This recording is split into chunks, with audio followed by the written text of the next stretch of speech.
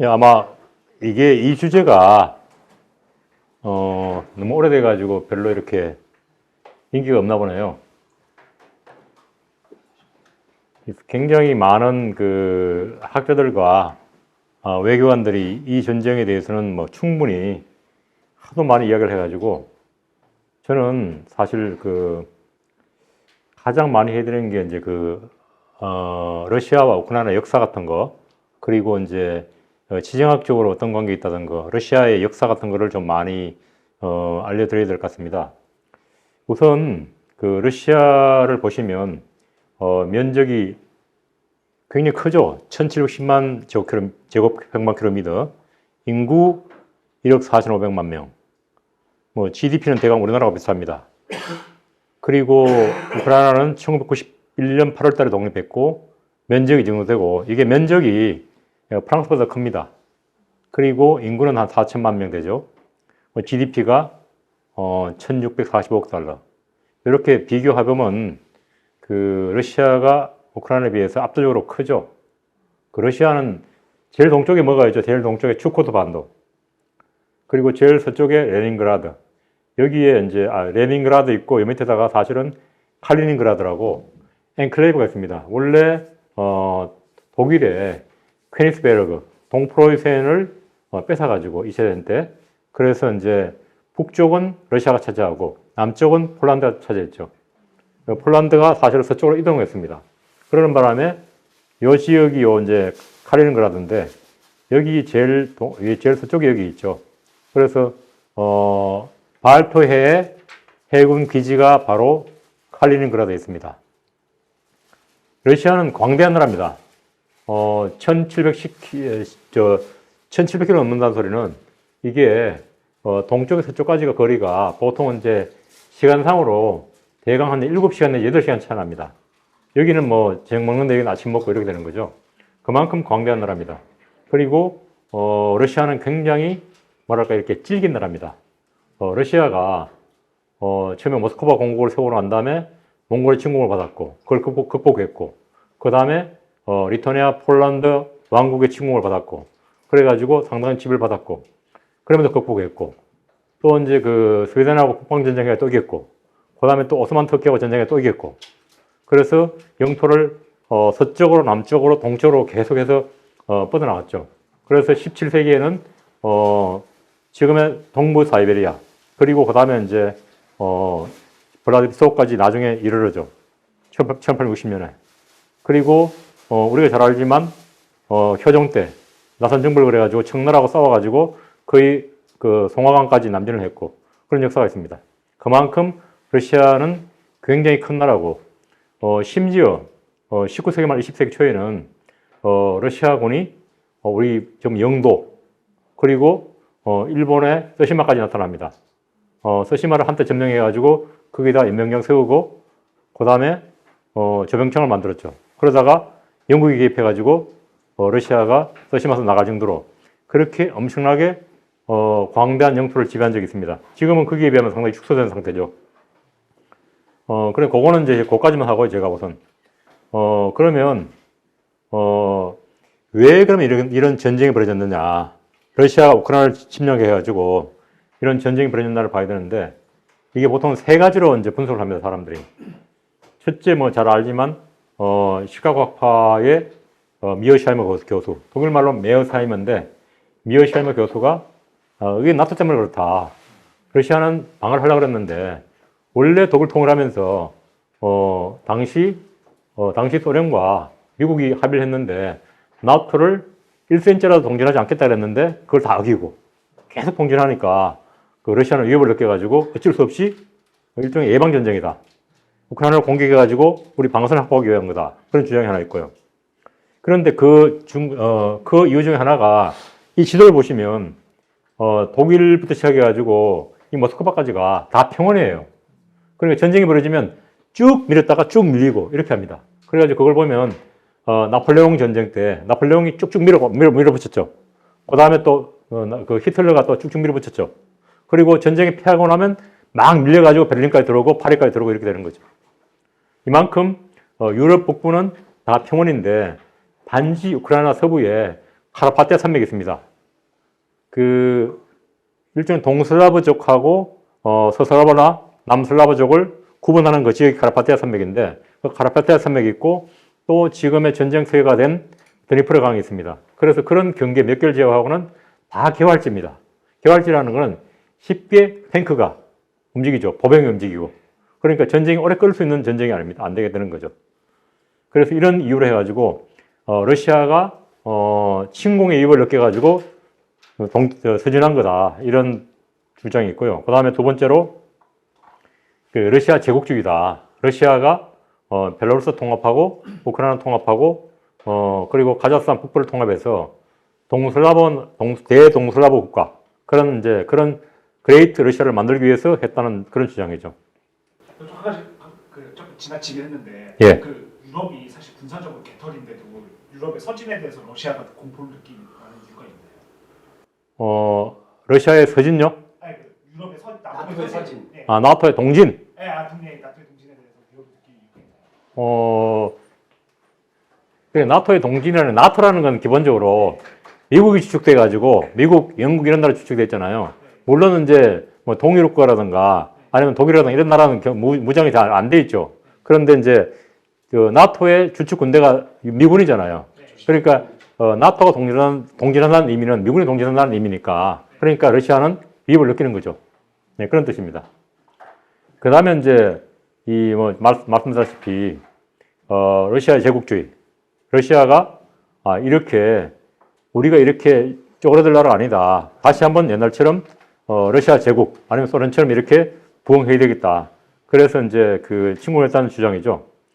이게 이제 그 러시아 사람들은 항상 그런 게 있습니다.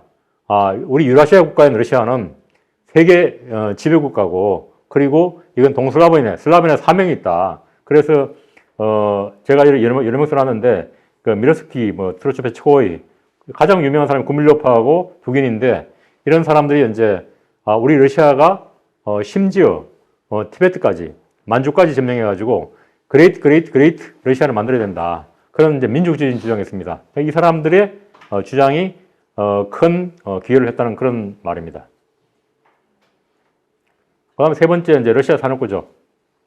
러시아는 사실은 에너지를 수출하고 2차 산품을 받아가지고 살아가는 나라입니다.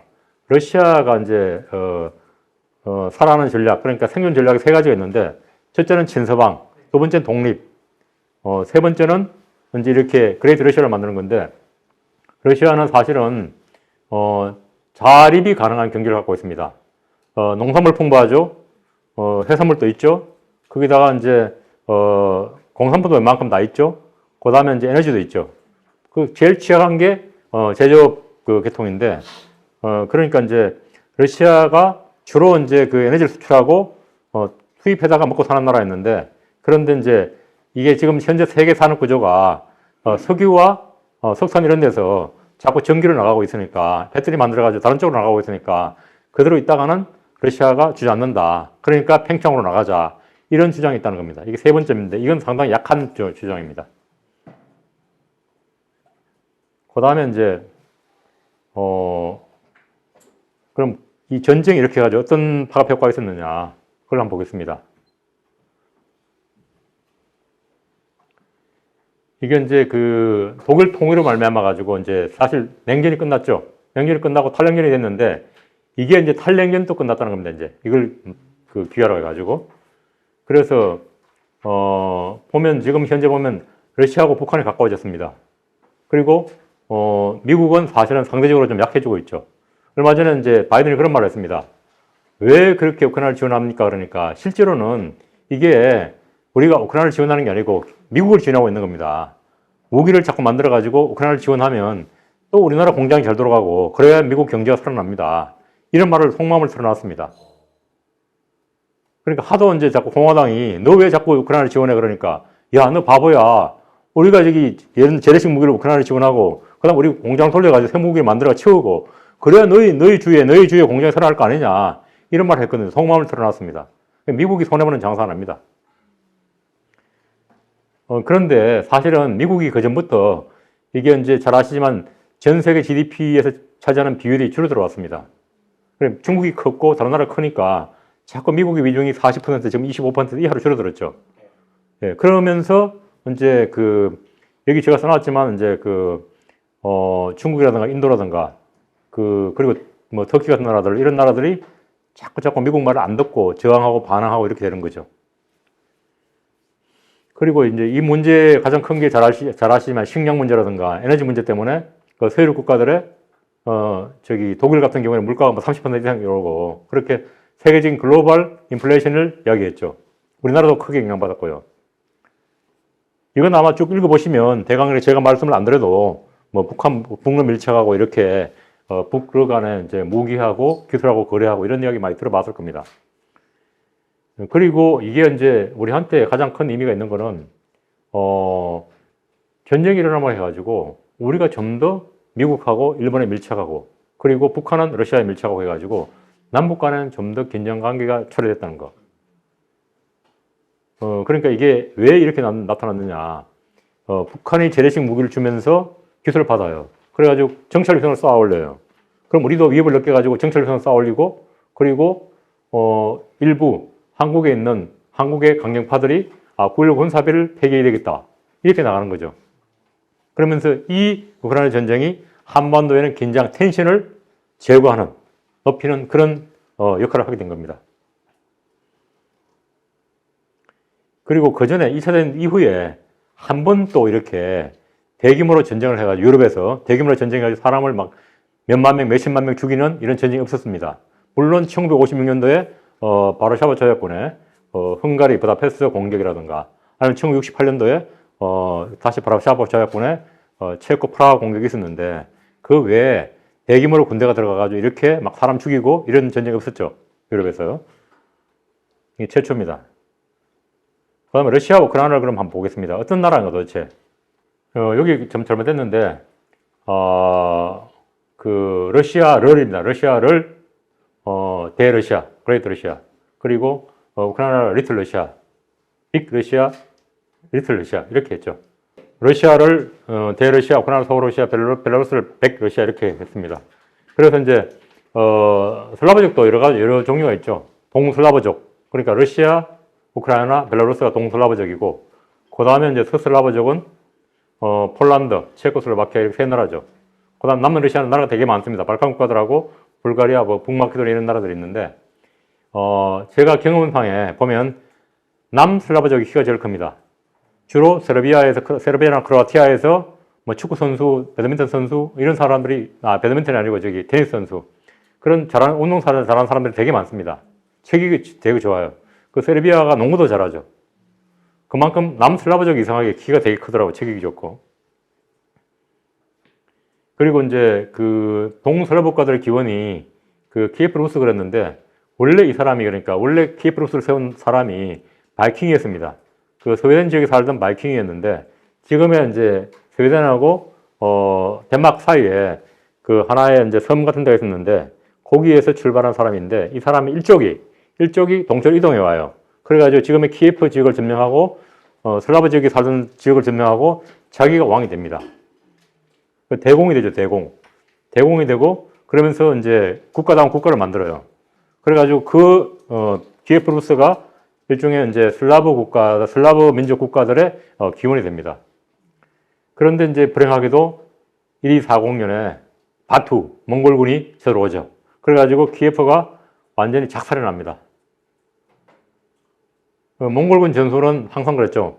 전쟁을 하면서 말 들으면 살려주고 말을 안 들으면 다 소살해버리죠. 다 죽여버렸죠. 그러니까 키예프가 거의 살던 사람들이 다 죽었습니다. 그 당시에. 그만큼 약화됐습니다. 그 다음에 몽골이 그다음 약화되죠. 몽골이 약화되면서 이제 백장 한국, 금장 한국 이렇게 나눠집니다. 나눠지면서 이제 슬라브족이 길을 피고 다시 나라를 만드는데 그런데 또 불행하게도 리투아니아, 폴란드 연합왕국이 쳐들어옵니다. 그래서 이 나라가 제일 강해가지고 당시에 그래서 한 300년 이상 지배를 하게 되죠. 이때 보시면 혹시 어릴 때 여러분들이 본 만화 중에 대장분리바 혹시 아십니까? 대장분리바. 코사크족 대장인데 코사크족은 바로 슬라브족하고 터키 계통의 민족이 융합된 그런 부족인데 코사크의 대장이 이름이 분리바입니다. 분리바의 아들하고 폴란드의 성주 딸하고 연애를 합니다. 그래가지고 거의 다 그 코사크족이 폴란드 성을 포위를 했는데, 그런데 이 아들 중에 하나가 그 성주의 딸을 좋아해가지고 비밀을 다 알려줍니다. 그래가지고 나중에 분리바가 패하면서 어쩔 수 없이 그 둘째 아들을 처형을 합니다. 눈물을 머금고. 그런 이야기 있는데, 제가 어릴 때 저는 6학년 때 1978년도에 이제 그 만화를 봤는데, 거기 보면 그런 내용이 나와 있습니다. 대장 분리바 해가지고 그 율버리너가 주인공이에요. 율버리너 알죠? 대머리까지 율버리너. 율버리너가 주인공을 하면서 그렇게 대장 분리바라는 이름으로 막 전쟁하고 이런 이야기 나왔습니다. 그리고 이제 그러니까 이 폴란드 위협을 계속 받으니까 우크라이나 쪽에 살던 슬라브 쪽들이 우리 안 되겠다. 모스크바의 도움을 받아야 되겠다. 그래가지고 조약을 맺어가지고 스스로 일종의 보용국처럼 됩니다. 우크라이나가. 그러면서 이제 우크라이나가 거의 러시아의 이제 그 산하에 들어가는 거죠. 그러니까 그때부터는 정체성을 서서히 잃어갑니다. 그리고 러시아 사람들하고 우크라이나 사람들 결혼도 많이 하게 되고 문화적으로 섞이게 되고 그렇게 되는 거죠. 종교로 섞이고. 그런데 이제 그 다음에 이제 17세기가 되면 이제 스웨덴이 당시 스웨덴은 유럽에서 가장 강대한 나라 중에 하나였습니다. 당시 스웨덴은 지금의 북독을 또 지배하고, 그 다음에 이제 발트 삼국 지배하고, 심지어 상페테르부르크, 옛날 이름 레닌그라드까지 지배한 그런 북방의 대국이었습니다. 그런 나라가 있었는데, 이제 그 러시아의 피오트르 1세가 우리나라가 러시아가 큰 나라가 되기 위해서는 결국은 발트 쪽으로 나가야 되겠다. 그래가지고 러시아 군대를 이끌고 스웨덴을 공격을 합니다. 그래서 처음에는 졌어요. 져가지고 뭐 엄청나게 뭐 당하고, 그리고 뭐 나라도 뺏기고 막 이렇게 자기 지위도 위협받고 했는데, 결국은 계속해서 도전하고 해가지고 결국은 이깁니다. 마지막 전쟁이 지금 우크라이나의 폴타바라는 지역에서 전쟁을 했는데, 그때 그 스웨덴 국왕이 굉장히 용맹한 그 장군이었어요. 거의 뭐 이제 전세적 전투가 있는데, 그분이 발에 부상을 입어가지고 전쟁 지휘를 못하는 바람에 폴타바 전투에서 집니다. 그래가지고 이제 스웨덴이 상당한 영토를 뺏기고, 그 지금의 레닌그라드, 그러니까 상페테르부르크를 뺏깁니다. 그러면서 러시아가 항구로 나갈 수 있는 그런 기회를 잡죠. 그러니까 피오트르 1세가 이제 결국은 이제 그 대국으로 만드는 기초를 놨고, 그 다음에 독일 출신 에카테르네 2세가 들어와가지고 지금의 흑해로 진출합니다. 그래서 이제 흑해와 발트해 두 가지 바다를 다 가지게 되죠. 그러면서 러시아가 대국이 됩니다. 그러면서 이제 동쪽으로 막 나가죠. 동쪽으로 나가지고, 그래가지고 어디까지 가느냐. 결국은 추코트 반도까지 나가고, 그리고 감차카 반도까지 나가고, 그리고 이제 그 살린섬을 점령하게 되고, 그리고 구리 열도를 점령하게 되고, 이렇게 유라시아 대륙을 펼치는 거대한 제국이 되는데, 러시아가 심지어 베링해를 건너가지고 알래스카를 점령하고 캘리포니아 북단까지 들어가가지고 러시아 기를 꼽습니다. 그때가 전성기였습니다. 그리고 이제 나중에 보시면 발트해로 나오게 되고, 그 다음에 크리미아 반도까지 나오게 되고, 그 다음에 이제 아프가니스탄 나오게 되고, 그리고 이제 1860년에 베이징 지역을 통해 가지고 레니주를 먹고 한반도로 들어오려고 그러죠. 그래가지고 남진을 하려고 그러는데 영국이 막아가지고 뭔 사건이 일어났죠. 거문도 사건이 일어났죠. 영국이 거문도를 점령해가지고 포트 해밀턴이라는 이름을 지었죠. 이렇게 러시아가 대국이었습니다. 그리고 그다음에 이제 그 우크라이나가 사실 우크라이나 민족이 이제 다시 한번 자기 독자적인 아이덴티티를 갖게 된 게 2차 대전 때 2차 대전 때도 한번 그랬고, 그다음에 이제 홀모도르라고 엄청나게 많은 사람들을 죽이게 됐어요. 그게 뭔가 하면 이제 스탈린이 집권하면서 식량을 막 공출해 가는 바람에 저기 흑토지대에 있던 우크라이나 사람들, 농민들이 엄청난 수가 200만, 300만, 어떤 사람은 1,500만이라는 그런 홀로도모로. 1933은 뭔가요? 예? 32년과 33년 사이에 있었던 건가요? 예, 그렇습니다. 오케이.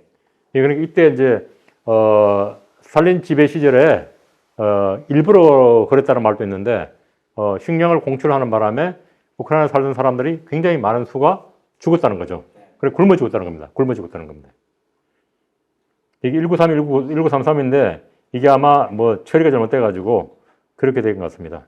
그래서 제가 이제 제네바 근무할 때 우크라이나 대사가 저한테 와가지고 우리 이제 한국이 좀 이런 홀로도모로에 대한 지지 좀 해달라. 그러면서 이런 발언을 좀 해달라 그러면서 자기들이 막 설명을 하는 거예요. 우리가 말이야 옛날에 그 소련 시절에 이렇게 많은 사람들이 죽었어. 이건 나쁜 놈들이야. 막 그러니까 꼭 그런 이야기예요. 그러니까 우리가 옛날에 우리가 이제 일제 지배를 받아가지고 수많은 독립지대들이 막 고문 당하고 죽었어. 막 그리고 한국 사람들이 식량 뺏기고 막 했어. 이런 느낌으로 저한테 이야기를 하더라고요. 그래서 저도 우리도 그런 역사가 있으니까 당연히 지지하겠다고 그렇게 한 적이 있는데 그만큼 홀로도모로 통해 가지고 많은 사람이 죽었어요. 이게 그러니까 이제 이게 우크라이나 민족성을 일깨우는 하나의 계기가 됐고, 그다음 이 시대 때 일부가 이제 그 나치가 쳐들어오니까 이 공산당보다는 나치가 낫다 그래가지고 여기 붙어가지고 싸운 사람들이 있습니다. 그 2차적으로 그다음에 이제 그 소련 해체되면서 이제 우리는 자치국가니까 원래 우크라이나가 유엔 가맹국이었습니다. 소련 공화국 중에서 소련 포함해서 소련 한 나라, 그다음에 벨라루스, 우크라이나 세 나라가 다 유엔 회원국이었습니다. 그러니까 우크라이나는 독립하고 나서 해체되기 전에 우크라이나 국가가 없었을 거잖아요. 그러니까 이제 우크라이나 자치 SSR 우크라이나 소비에트 공화국 그게 별도로 유엔에 가입했어요. 그래가지고 소련 해체 이전에도 그렇죠. 소련이 있고 그러니까 이제 소련권에서는 세 나라가 유엔 회원국이었어요.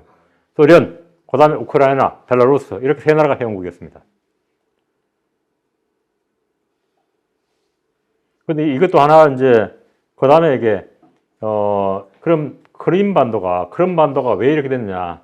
1954년에 당시에 소련 공화국 서기장이 호르시오프였죠. 이 사람의 출신지가 바로 우크라이나 사람이었어요. 그래서 크림 반도는 우크라이나랑 붙어 있으니까 이거는 우크라이나 주자 해가지고 당신이 같은 나라니까 그냥 이제 우리로 치면 경상도의 어느 군을 하나를 떼어가지고 그냥 전라도 해 이렇게 보낸 거예요. 이제 그게 이제 나중에 별도로 나라가 돼버리니까 큰 문제가 된 거죠. 그리고 크림 반도에는 뭐가 있는가 하면 세바스토폴이라고 아주 중요한 해군기지가 있어요.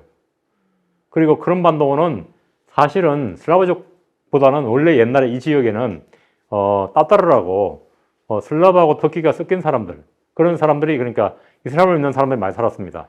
이게 인종 구성이 되게 복잡한데 설명하려면 복잡한데 크림 반도 때문에 전쟁이 벌어졌죠. 18세기에 우리 18세기 19세기 이 무렵에 정확히 말하면 19세기 중반에 이탈리아 통일 운동할 무렵에 이제 크림 반도에서 영국, 프랑스, 오스만 터키, 그럼 사르디니아 이런 나라들 연합을 해가지고 러시아하고 붙었죠. 그래가지고 그때 나온 게 나이팅게일이 간호를 하면서 이렇게 나이팅게일이 원래 되게 부잣집 딸입니다. 그런데 워낙 부잣집 딸이고 하니까 자기가 그 사회적으로 뭘 할 게 없을까 이렇게 해가지고 자기가 이제 그런 간호단을 조직해가지고 가서 많이 기여를 해가지고 그때부터 나이팅게일 이름이 확 컸죠. 그러니까 나이팅게일 이름 알려진 데가 바로 크리미아 전쟁 19세기 중반입니다. 이게 1856년으로 알고 있는데 정확한지 저도 모르겠습니다. 제가 대강대강 하는데요. 나중에 개별적으로 관심이 많은 분들은 저한테 다시 한번 질문을 해주시면 제가 상세히 설명드리겠습니다. 그다음 전쟁 진전 상황인데 그럼 전쟁이 어떻게 됐느냐? 그 러시아 원래 목표는 말은 그렇게 했죠. 우크라이나 탈군사와 탈나치화한다. 그러면서 이제 갑자기 기습을 했죠. 기습했는데 처음엔 잘 나가다가 조금 지나가고 난 다음에 버티니까 실패를 하게 됐죠. 그리고 후퇴했죠. 그리고 그 다음에 이제 플랜 A가 안 되니까 플랜 B로 들어가가지고 그 동부 돈바스하고 크리미아 반도를 연결하는 아조해를 감싼 지역, 그 지역 회랑만 점령하자. 이걸 바꿨죠. 그러면서 점령하고 난 다음에 거기다가 방어 진지를 막 만들었죠. 네, 그렇게 돼가고 있어가지고 2020년 작년 6월까지 우크라이나 영토의 23%를 점령했습니다. 그래서 이제 작년 9월부터 우크라이나가 반격을 했는데 영토를 조금 차지했죠. 조금 뺏었습니다. 그래서 드니프로 강 왼쪽에 있는 땅을 좀 뺏었죠. 점령은 지금도 크게 바뀐 건 아닌 거죠? 지금 한 21% 정도 될 겁니다. 21%. 그렇습니다. 그래서 만약에 우크라이나가 승리한다는 소리는 우크라이나 군이 아조프해까지 나가는 게 바로 승리라고 보면 되겠습니다. 그런데 이게 제가 이제 2016년에 프랑크푸르트 총영사로 부임을 했는데 그 프랑크푸르트 저기 가면 유럽에서 가장 큰 싱크탱크가 있어요. 헤센 평화건축연구소인데 거기에 이제 제가 그 담당자하고 여러 번 만났는데 그분이 저한테 하는 말이 내가 푸틴이라면 저렇게 바보같이 돈바스를 막 지원하고 그런 거 크림반도를 점령해가지고 우크라이나의 민족성을 다시 고양시키지 않고 독자성을 고양시키지 않고 달래가면서 원래 그러니까 이제 여기 그 대러시아 여기 소러시아니까 이렇게 서로 이렇게 잘 달래가지고 우크라이나를 러시아로 만들겠다. 왜 저렇게 바보 같은 짓 해가지고 완전히 우크라이나가 별도의 민족 국가를 만들어 주느냐. 그러니까 네이션 빌딩을 시켜준다는 거죠.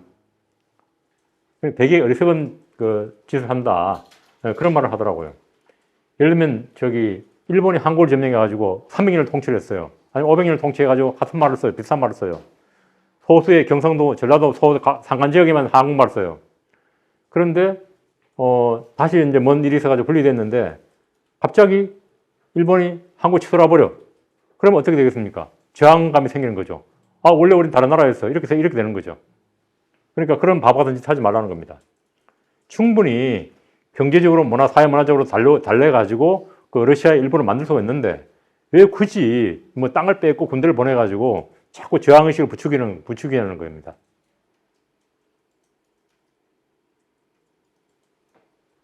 여기 지도 보시면요. 이 파란 지역이 이 지역이 원래 그 러시아가 점령했던 지역이고 이 빨간 지역이 새로 차지한 지역입니다. 그 중에서 일부가 다시 저기 우크라이나 차지했죠. 그 드니프로강 왼쪽에 있는 그 헤르손 지역 같은 거 좀 뺏었죠. 그러니까 지금은 한 21% 정도 그렇게 됐는데 지금은 이제 혹시 여러분 중에서 영화 고지전 보신 적 있죠? 고지전. 거기 보시면 밤에는 저기 중공군, 낮에는 유엔군 이렇게 계속 고지를 뺏다 뺏고 하잖아요. 그런 만큼 여기는 물론 고지는 아니지만 늪도 많고 땅도 넓기 때문에 굉장히 좀 차지하는 데 어렵습니다. 엄청나게 전선이 길어요. 이게 몇 킬로인가 하면 1300킬로가 넘어요, 이게. 우리 휴전선이 얼마죠? 155마일. 그 계산해봐야 200 몇 킬로밖에 안 되거든요. 6배가 넓어요, 6배가. 그리고 최근에는 이제 서울에서 부산이 450km입니다. 3배. 서울, 부산 3배가 되는 거죠. 전선이 그만큼 넓어요. 그리고 이제 위에서 보시면 위에서 이렇게 쭉 보시면 얼마나 넓겠어요? 얼마나 깁니까, 전선이? 그런데 이게 만약에 이게 다 러시아 손으로 넘어가잖아요? 그럼 우크라이나는 바다가 이것밖에 없어요. 원래 계획은 러시아 계획은 이까지 다 뺏어가지고 여기 다 뺏어가지고 몰도바에 있는 요 지역이 바로 슬라버기가 사는 땅이거든요. 요게 여기 트란스 뭐라고 그러는데 요 지역이 저기 러시아인들이 사는데 여기를 연결해 가지고 여기도 차지하고 해가지고 완전히 우크라이나를 내륙국으로 만드는 계획이 있었다 그럽니다. 그랬는데 지금은 이제 그건 실패하고 이제 이렇게 땅이 이만큼 차지하고 있는 상태죠. 이렇게. 그 다음에 그러면 이제 앞으로 전쟁이 어떻게 될 것 같으냐. 미국이 계속해서 미국이나 독일이나 영국 이런 나라들이 계속해서 우크라이나 무기를 뭘 얼마나 지원할 것인가. 지난번에 이제 고속 포병 미사일 같은 거, 에이테크ම්스 이런 거 같은 걸 계속 지원할 수 있는가. 그런데 항상 보면 우리는 주로 서방 언론들을 많이 보잖아요. 그러니까 뭔 무기를 지원했다 그러면 게임 체인지가 된다 그러는데 여러분들은 들어봤을 겁니다.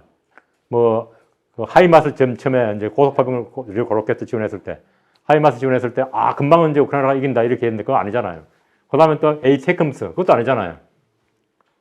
그 다음에 또 F-16 전투기도 지원한다는 말이 있다가 지금 어떻게 되는지 잘 모르겠지만 계속 훈련받고 있는 중이겠죠. 그렇게 쉽게 과연 에이브럼스 전차 이런 걸 지원한다고 해서 그렇게 금방 전황이 바뀌고 금방 전쟁이 끝날 것 같지는 않습니다. 그리고 절대로 서방 국가가 우크라이나한테 장거리 미사일 지원해가지고 모스크바를 직접 공격하다든지 이런 벌어지지 않을 겁니다. 왜냐하면 어느 나라든지 수도를 직접 공격받으면 아마 거의 러시아가 최소한 전술핵을 쓸 겁니다. 그런데 이렇게 이제 한 가지 문제가 뭔가 하면 우크라이나는 그 원래 소련의 일부분이었지 않습니까? 그러니까 무기 체계가 다 소련식이에요. 그런데 이제 서방 무기가 들어가면 잘 다루질 못하잖아요. 그리고 혼란을 많이 일으키고 처음에는 아마 시간을 많이 걸릴 겁니다. 배울 때. 그 전술 전략도 달라요. 그 소련식 전술 전략하고 서방식 전술 전략하고 다릅니다. 대표적으로 뭐 공중 공격이라든가 아니면 또 이제 소련식은 항상 그래요. 소련식은 이제 내가 지휘관이 일정 부분을 점령하고 나면 꼭 반드시 평가를 하고 나서 상부의 지시를 받아가지고 뭘 해야 되는 거예요. 그런데 서방은 지휘관들, 현장 지휘관들이 재량권이 있어요. 내가 판단해가지고 더 밀고 나가면 밀고 나가는 거야. 이게 이제, 소련식 전술 전략이 실패한 때가 어딘가 하면, 제4차 중동전쟁 때, 그 시리아가 골란권을 넘어가지고 거의, 그 갈릴리 호수까지 접근을 했어요. 그래가지고, 당시에만 해도 이스라엘의 방어선이 무너졌어요. 그래가지고, 만약에 서방식 지휘관의 지휘를 했더라면, 그냥 탱크를 밀어붙여가지고, 골란공원을 넘고 그다음에 갈릴리아를 넘고 요르단강을 넘어가지고 이스라엘을 밀어붙였더라면 아마 이스라엘이 그때 작살을 했을 건데 그때 이상하게 시리아 그 장성들이 스톱했어요. 그러고 난 다음에 이스라엘이 다시 전력을 재보강해가지고 전쟁을 통해가지고 승리를 하는 바람에 이스라엘이 살아났거든요. 그만큼 전쟁이라는 게 그렇게 누가 지휘하는가, 어떤 식으로 지휘하는가가 상당히 중요한 것 같습니다. 그 소련식이 단점이 또 하나 있는 게요. 공산주의 국가들이나 이런 나라들은 항상 내부 쿠데타에 되게 유의합니다. 예를 들면 박정희 때도 3중, 4중으로 군부 쿠데타가 일어나지 못하도록 그 안전장치를 만들어 놨어요. 자기가 이제 박정희가 쿠데타로 집권했잖아요. 그러니까 자기 부하들이 다시 쿠데타를 못하도록 굉장히 안전장치를 만들어 놨는데 가장 마지막 통제하는 게 보안사였는데 12.12 사태 때는 보안사가 반란을 일으켰잖아요. 그러니까 통제가 안 된 거예요. 저지를 못한 겁니다.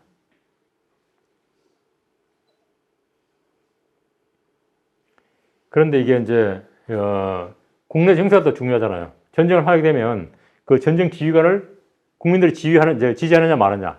그런데 러시아 사람들은 굉장히 보수적인 사람들입니다. 그리고 제가 이제 러시아 사람 만나보면 그렇게 이야기를 합니다. 물론 이제 푸틴한테 마음에 안 드는 사람도 있지만 옛날에 옐친 시절에 공산주의 끝난 시절에 그 혼란상 경제적 어려움을 생각하면 지금은 천국이라는 겁니다. 그래서 푸틴을 지지할 수밖에 없어요.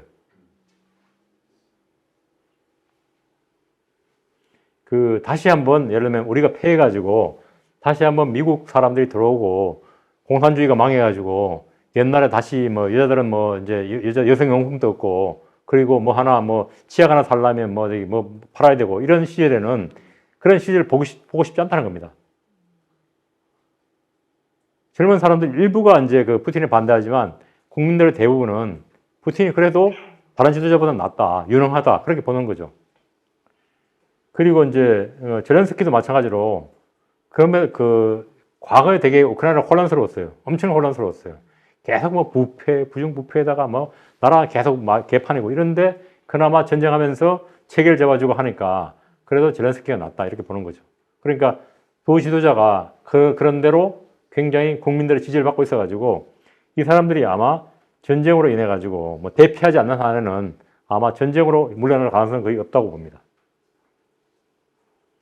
그런데 만약에 이제 지금 미국에서 내년도 대선하잖아요. 내년 대선해가지고 11월달 대선해가지고 바이든이 지고 그러니까 이제 트럼프가 다시 들어오잖아요. 그럼 트럼프 말대로 그대로 나는 집권하자마자 내일부터 당장 끊겠다. 그렇게 될지 안 될지는 모르지만 뭔가 미국의 정책이 바뀌면 우크라이나가 상당히 혼란을 겪겠죠. 미국의 정책이 바뀌어서 지원하겠지 않게 되면 미국이 아닌 나토 나머지들은 어떻게 대응할 건지. 그러니까 이제 미국이 만약에 지원을 적게 하게 되면 결국은 이제 영국도 조금 지원을 줄일 거고 그리고 다른 나라도 마찬가지로 될 거고 우크라이나 압력을 넣어가지고 좀 그냥 타협하자 이렇게 나갈 가능성이 많아요. 불리한 휴전협정이. 예, 불리한 휴전협정이 그러니까 러시아 입장을 많이 들어주는 내용의 그런 휴전협정이 될 가능성이 많습니다.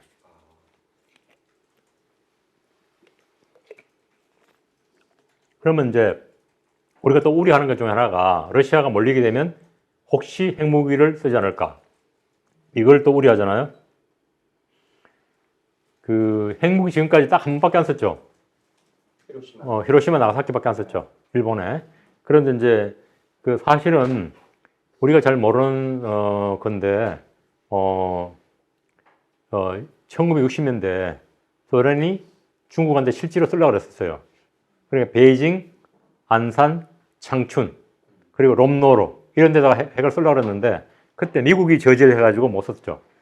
그런데 이제 이 러시아가 계속해서 뭐 메드베데프 이런 사람들이 우리 몰리게 되면 핵 쓸 거야, 우리 핵 쓴다, 뭐 계속 이렇게 위협을 했어요. 실제로 그런데 핵을 쓸 수 있을까? 우리하고 일본 관계도 아니고 러시아하고 우크라이나 관계는 굉장히 많이 서로 상호 결혼도 하고 친척이 많아서 많이 살아요. 어제만 해도 친척이었어. 그런데 갑자기 같은 동서남북족인데 핵을 쓴다? 미국은 백인이고 일본은 아시아인이고 그리고 적대감도 강했고 그러니까 핵을 쓰는데 이런 바로 옆에 있는 나라끼리 핵을 쓴다는 것은 거의 미친놈이 아니고선 불가능하겠죠. 그리고 남북한 관계도 보시면 북한이 지금 핵무장을 해놨잖아요. 그리고 이제 핵으로 위협할 수 있는데 과연 핵무기를 쓸 수 있을까? 미친놈이 아니고서는 뭐 김정은이 돌 수도 있죠. 그러니까 예를 들면 전술핵을 갖다가 뭐 한 몇천 명을 죽일 수 있는 전술핵을 갖다가 뭐 백령도에 쓴다든가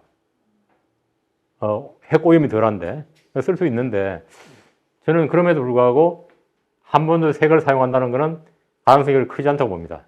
그러니까 이제 북한의 핵은 여전히 남한을 위협하는 용이라기보다는 자위적인 성격이 강하다는 거죠. 그러니까 한국과 미국과 중국에 대해서 자기 북한 정권을 보위하기 위한 성격이 강하다는 건데 그래도 모르죠. 만약에 결정적인 위협에 몰리면 쓸 수도 있는 거죠. 그만큼 이제 핵이라는 게 되게 무서운 건데 지금 보시면 이제 2.28 분쟁 때도 지금 이스라엘이 가자 지구를 작살내고 있잖아요. 그럼에도 불구하고 뭐 이란, 시리아 이런 나라들이 쉽게 개입 못하는 이유가 중동에서 유일하게 핵 가지고 있는 나라는 이스라엘이지 않습니까? 만약 이스라엘이 코너에 몰리면 아마 테헤란과 다마스커스를 향해서 전술핵을 투하할 수 있겠죠. 쉽게 못 움직이는 겁니다. 굉장히 위협수단이 되는 거죠. 쟤들이 어떻게 나갈지 모르는 거죠. 만약에 전쟁이 벌어져가지고 남북 간 전쟁이 벌어져가지고 한국군이 이겨가지고 북진을 해요. 북진해가지고 평양이 위험해졌어. 그러면 그러겠죠. 1cm 더 들어오면 우리 핵 쓸 거야. 서울을 투하할 거야. 이렇게 나오면 더 못 들어가는 거죠. 그럼 분명한 효과는 있습니다. 그리고 이런 거 보시면 과연 그러니까 러시아가 핵을 쓸 수 있을까? 방사능 문제라든가 러시아 영토 핵오염 문제라든가 그 다음에 러시아의 외교적 고립 같은 거. 미국은 그 당시에 뭐 전쟁을 했고 세계주권의 전쟁을 했고 태평양을 격하고 있고 하니까 마음 놓고 핵을 썼는데 과연 이웃 나라에 대해 핵을 쓴다? 이게 불가능하겠죠.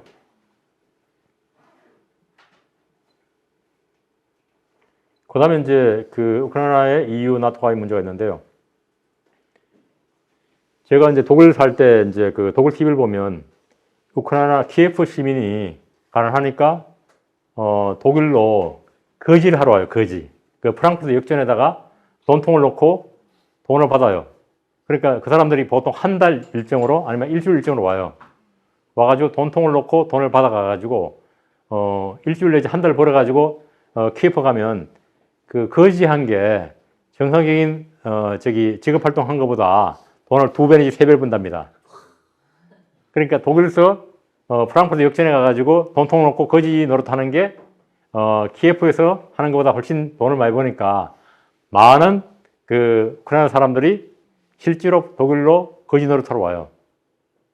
그리고 이제 독일에는 주로 이제 헝가리나 폴란드 사람들이 월요일 날 와가지고 목요일까지 일하고 돌아가거든요. 그러면 이제 노동력이 부족하잖아요. 폴란드하고 헝가리는.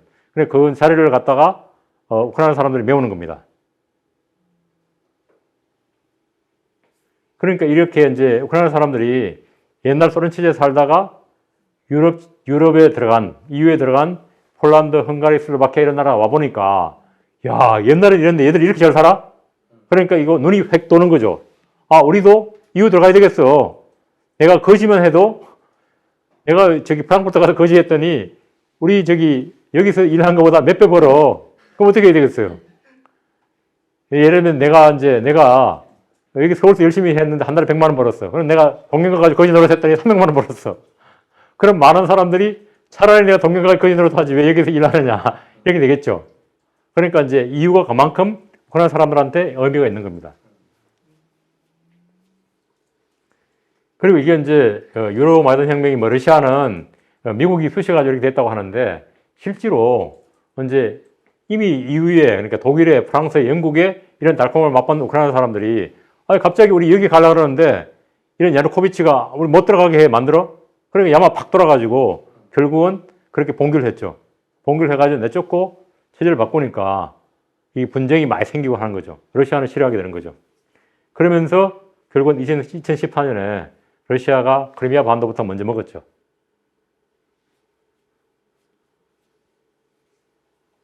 그리고 현재 이제 2020년 작년 여름에 이제 패스트 트랙을 해가지고 후보 자격을 줬습니다. 그런 말이 있습니다. 그러니까 이제 만약에 전쟁이 끝나게 되면 우크라이나가 EU에 가입하는 조건, 그리고 안보는 어떻게 보장하느냐. 그럼 두 가지 안. 하나는 나토 회원국, 아니면 미국이 대만이나 이스라엘 보호하는 식으로 그런 식으로 보호해 주든가. 이렇게 하는 안이 있는데 사실 우크라이나는 나토 회원국이 안 되면 안보 위협을 느껴가지고 절대로 수용할 수가 없는 거죠. 아마 그렇게 해가지고 뭐 적절한 타협책이 나올 겁니다. 그런데 이제 우크라이나가 엄청나게 부패했거든요. 부패하고 법적 제도 미비하고 하니까 이런 EU 가입하기 위해서는 그런 모든 조건들을 만들어야 됩니다. 그거 만드는데 굉장히 많은 시간이 필요하고, 예를 들면 한국과 EU 간에 그 FTA 협상을 제가 이제 담당을 해봤는데 가장 어려운 중에 하나가요. 한국의 법 제도를 갖다가 EU 형태로 바꿔야 되는 거거든요. 그 강제노동이라든가 여성 인권이라든가 그 노동자 보호라든가 이런 여러 가지 법적 제도를 EU 수준에 맞춰야 한 EU FTA가 체결할 수 있는 겁니다. EU 인권 선언 같은 거 다 맞춰야 되거든요. 그래서 이제 만약에 우크라이나가 EU에 가입하려면 거의 EU 국가들이, EU 기존 회원국들이 받아들이는 수준으로 여러 가지 제도를 바꿔줘야, 그래야 아마 가입할 수 있을 겁니다. 그러면서 민주화가 되는 거죠. 민주화가 되고 자유화가 되는 거, 그렇게 되는 거겠죠. 서구가 되는 거겠죠. 그러면 2024년 선거 안 하면은 큰일 나겠네요. 그거는 이제 2020 선거는 뭐 타협이 되지 않을까요? 뭐 이렇게 타협은 이제 가나안 지역만 한다든지 뭐 이런 식으로 해가지고 타협을 할 겁니다. 여기는 뭐 우크라이나 이야기 들어보면 정말로 이제 내가 이제 경선각오를 했는데 내가 돈을 주면 내가 피해자가 되고 상대방이 가해자가 되고 이렇게 된답니다.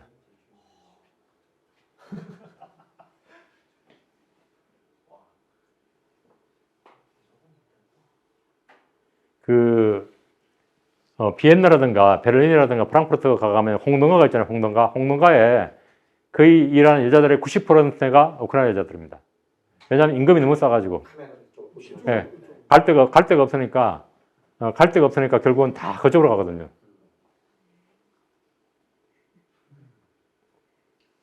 이렇게 이제 뭐 여러 가지 모델로 해가지고 우크라이나가 어떻게 나갈까, 나토, EU 이렇게 아마 나토 가입이 쉽지는 않겠지만 결국은 만약에 이제 러시아와 우크라이나 간에 뭐 땅을 주고 평화를 얻는 식으로, 그러니까 땅과 평화의 교환 식으로 해가지고 결국은 이제 우크라이나의 나토 가입 또는 EU 가입 이런 식으로 해가지고 뭔가 정리되지 않을까.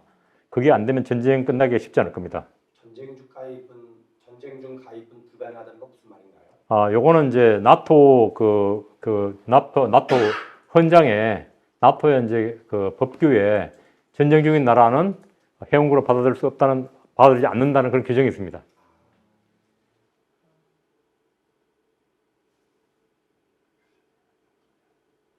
그 다음에 이제 그 우크라이나 전쟁과 한반도 문제입니다. 이게 우리한테는 뭐 이거죠, 결국은. 제일 동쪽에 여기가 그 축구도 반도. 축지족이 살죠. 축지족이 사는 축구도 반도. 우크라이나 지도인가요? 이게 러시아 지도입니다. 여기서부터 시작해가지고 여기까지가 여기 그 칼리닝그라드입니다. 거리가 1700km 넘죠, 이게.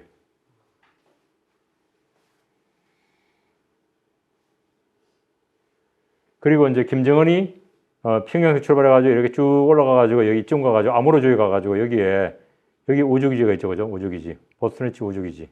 여기에서 레닌을 만나가지고 이야기를 해가지고 탄약과 재래식 무기와 그 다음에 기술을 바꾸기로 했겠죠. 그러면서 바로 얼마 안 돼가지고 과거에 실패하다가 갑자기 정체력성 쌓으려는데 정확하게 궤도에 딱 올지 않습니까? 그건 뭐 러시아 기술이 아니고서는 설명이 안 되거든요.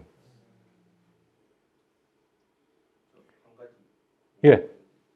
제가 알기로는 한국하고 러시아가 수교할 때 서로 양해각서상 북한의 무기 제공이나 기술 지원을 하지 않고 한국도 러시아의 적대적인 국가에 뭐 무기 지원이나 이런 걸 하지 않고 얘기했는데 지금 사실상 북한의 러시아가 정찰 위성 기술을 전달했다, 이거 발사체 기술을 전달했다는 것은 우리랑 체결했던 양해각서를 사실상 휴지 조각으로 만든 상태 아닌가 보는데. 그런데 그 거꾸로 이제 그 문제 제가 금방 이야기하려고 하는데요.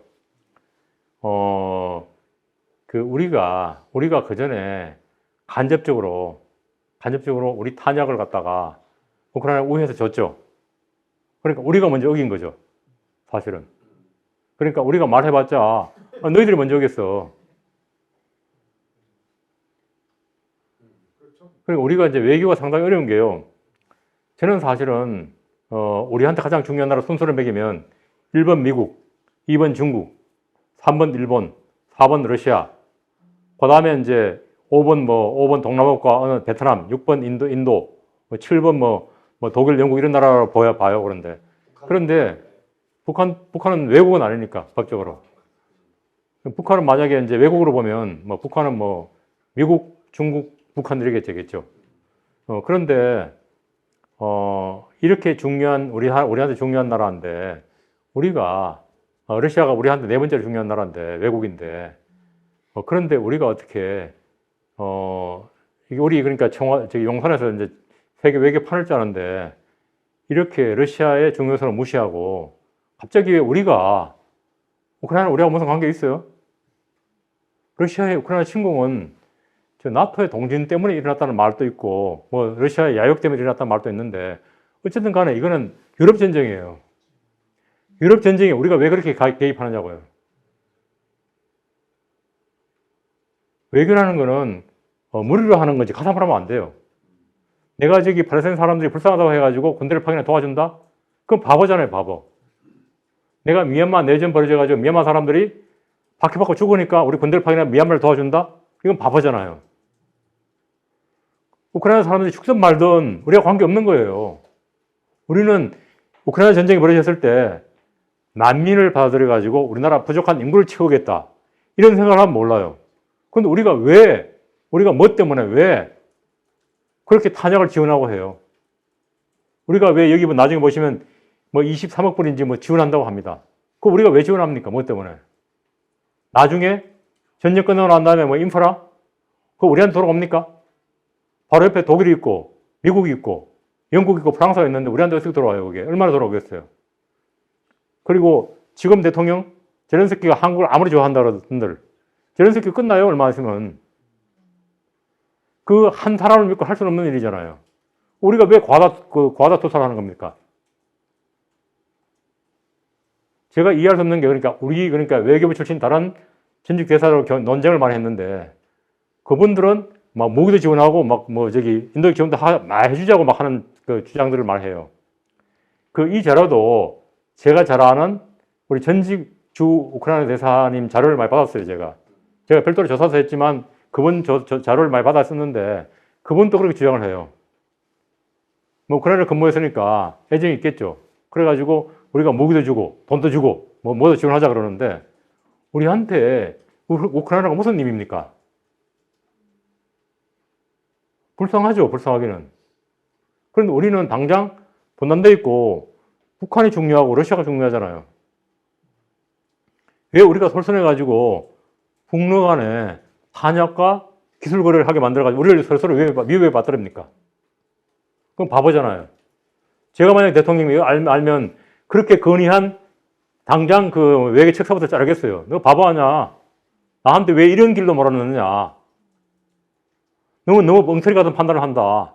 이렇게 했을 건데 왜 이렇게 바보 같은 짓을 하는지 저희는 이해를 못 하겠습니다. 미국이 원한다?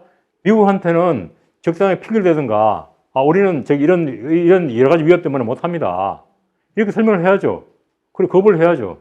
다른 방식으로 지원하겠다.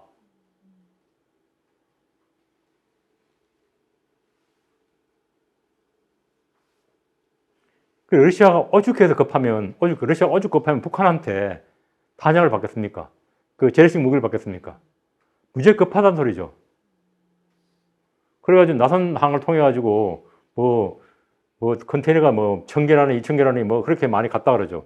그러면서 오늘 그 뉴스를 보니까 그 우크라이나 정보부에서 북한에서 오는 군수품을 때리기 위해서 몽골 북쪽에 있는 어느 철로를 공격해가지고 그 군수품 실어나가는 차량을 갖다가 불타오르게 만들고 파괴시켰다 그러더라고요. 그러니까 우리가 참 외교를 잘해야 되는 게, 판단을 잘해야 되는 게, 우리하고 아무 관계 없는 나라. 예를 들면 나이지리아 전쟁한다든가. 그럼 우리가 지원합니까? 거기 가서? 지원해야 됩니까? 그럼 바보잖아요. 아무 얻을 것도 없는데.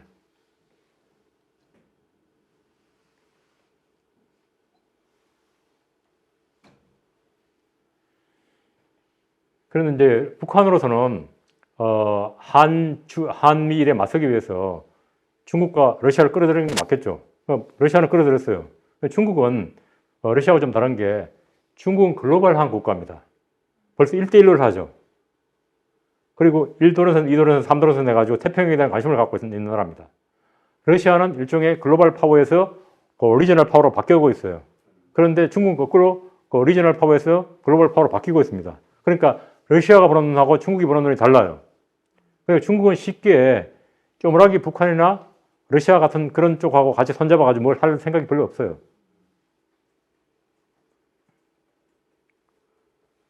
그러니까 중국은 북한이 지전략적으로 되게 중요한 나라입니다. 그렇지만 또 부담이 되기도 합니다. 그러니까 북한한테 끌려 들어가는 짓 안 하려고 그러겠죠, 당연히. 그리고 이제 북한이 이렇게 대량의 탄약과 무기를 러시아를 지원하게 되면 우크라이나가 좀 위험에 빠지겠죠. 그럼 미국은 또 우리한테 야, 탄약 좀 빌려줘라. 이렇게 되겠죠. 그럼 또 긴장이 더 고조되겠죠. 그러니까 푸틴이 이제 러브 군사기술 협력이 국제법 틀 안에서 이루어지겠다고 한 건데, 사실 북한이 정찰성 싸울린다고 해가지고 유엔 협정 위반이다 이렇게 할 수가 없어요. 우리도 싸울렸잖아요. 우리 언론만 봐가지고 그렇지, 북한도 국제법적으로 별 위반 없는 상황을 자꾸 만드는 겁니다. 그리고 이제 대만 해협 문제. 대만 해협이 되게 중요하죠, 우리한테. 왜냐하면 대만이 바로 동아시아 물류의 일종의 핵심이죠. 모가지죠, 이렇게. 목이죠, 목. 그런데 이제 대만 해협이 만약 떨어지게 되면 결국은 이제 일본하고 한국이 큰 타격을 받는데, 중국은 이제 우크라이나 전쟁을 통해 가지고 어떻게 하면 우리가 대만을 함락할 수 있을까? 그걸 많이 보겠죠. 많이 생각하게 되고. 제가 이제 대만 문제는 이제 다시 한번 나중에 혹시 기회가 되면 상세히 설명드리는데요. 대만은 굉장히 동아시아 스팽 지역의 가장 중요한 핵심 키 포인트입니다. 아마 미국이 봤을 때는 대만이 한국보다 더 중요할 겁니다. 그리고 이제 우리가 우크라이나를 지원했는데, 작년에 약 1억 달러 지원했고, 그 다음에 금년도 1.5억 달러. 그런데 이제 윤석열 대통령이 지난 이제 뉴델리 회의에서, G20 회의에서 23억 불 지원을 공언했습니다. 23억 불이 얼마죠? 한국 돈으로 계산해 보세요. 약 한 2조 8천억 되겠죠. 2조 8천억. 우리나라 돈 무슨 돈으로 줍니까? 2조 8천억. 그리고 2조 8천억 주고 나면 최소한 50억 달러는 벌 수 있어야 되겠죠. 우크라이나 돈 있어요? GDP 보세요. 우크라이나 GDP 얼마인가?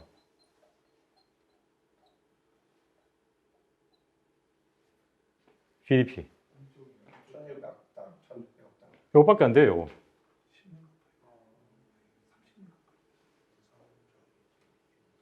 이 나라가 무슨 돈으로 갖다고 재건을 합니까? 옛날 마샬 플랜 같이 미국이 엄청난 돈을 줘가지고 해야 되는데 미국이 그런 돈이 있습니까? 막 500달러, 1000억 달러 때려 부어가지고 할 수 있습니까? 혹시 우크라이나가 어떻게 될지 모르는데 저는 이제 그 요번에 엑스포 보면서 도대체 용산이 무슨 근거로 이렇게 판단을 하는 건지 왜 갑자기 우리가 우크라이나에다 23억 달러 줘야 되는 건지 이해를 못 하겠어요. 베트남이나 인도네시아나 그런 나라 주면 이해가 돼. 그런데 우크라이나에 우리가 23억 달러 준다? 줘가지고 뭐 얻어요? 국위 선양을 위해서? 한국은 굉장히 자유로운 나라야? 이런 평가를 받기 위해서?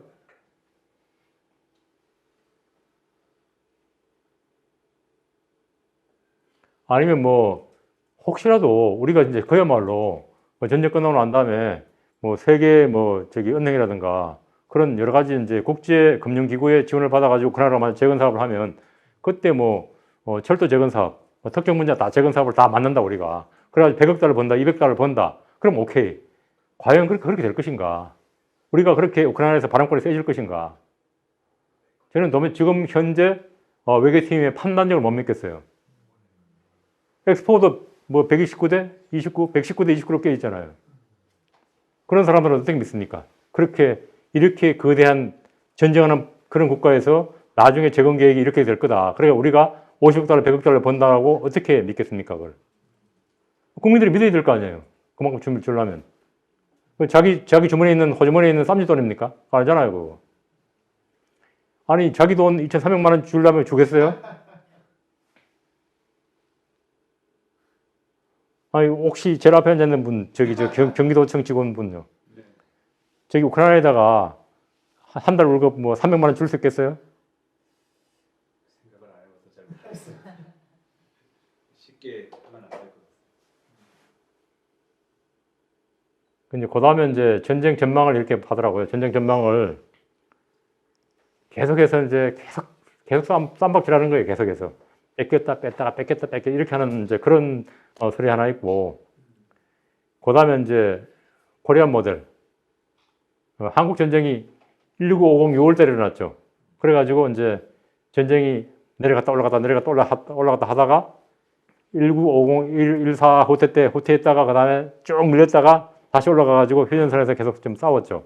그러다가 이제 전쟁 일어난 지 3년 만에 결국 고전을 거쳐가지고 이제 휴전하게 되죠. 여전히 지금 현재 전쟁 상태인데 우리나라가 그렇게 이제 될 거 아닌가. 이렇게 되면 이제 러시아가 조금 더 리저널 파워로 바뀌는 거죠. 그리고 이제 중앙아시아와 극동 러시아에 대해서는 중국의 영향이 더 커지겠죠.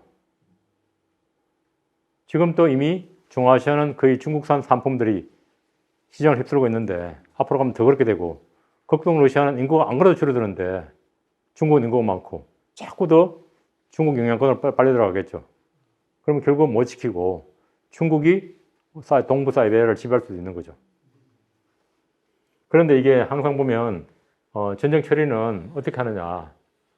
6.25 전쟁은 어떻게 끝났어요? 결정자가 어디죠? 워싱턴하고 모스크바에서 결정했죠. 서울하고 평양에서 결정 안 했죠. 모스크바하고 워싱턴이 결정했고, 이번에 전쟁도 마찬가지로 모스크바와 워싱턴이 결정하겠죠. 그리고 키예프라든가 이런 데는 조금 더 덜 좀 설 거고, 그 다음에 베이징, 런던 이런 데서가 입김을 좀 불어넣겠죠. 베를린 같은 데가. 그래서 제가 이제 현 정부 정책을 비판하는 것 중에 하나가, 왜 우리가 그렇게 메갈로매니아칼할까? 과대 망상적일까? 우리가 글로벌 정치국가입니까? 사우디만도 못하는데 무슨 정치국가입니까? 그러니까 자기 현실을 선조가 가장 말한 게 있지 않습니까? 지기지피, 백전불태. 나도 모르면서, 상상도 모르면서 어떻게 전쟁에 이깁니까? 한국도 모르고 사우디도 모르면서 어떻게 전쟁을 이겨요? 그러니까 너무 정세 판단이 너무 엉터리니까 국민들이 불신하게 되잖아요. 이거는 그냥 엑스포 유치에 불과한데 만약에 남북 간에 전쟁이 벌어졌어. 아니면 대만 해외 전쟁이 벌어졌어. 그러면 용산에서 이렇게 결정을 해요. 그럼 국민들이 믿고 따라가겠습니까? 쟤들이 무슨 또 헛다리 짚는 거야?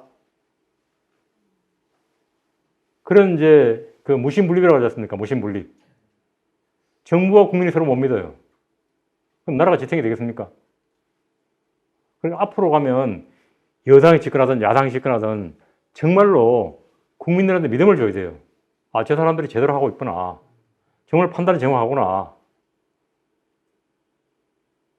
저는 이제 엑스포 이번에 이제 그렇게 난 거 보고 공포감을 느꼈는데 과연 9.19 군사 합의를 거의 파기한 게 이게 맞느냐? 이게 제대로 된 결정이냐?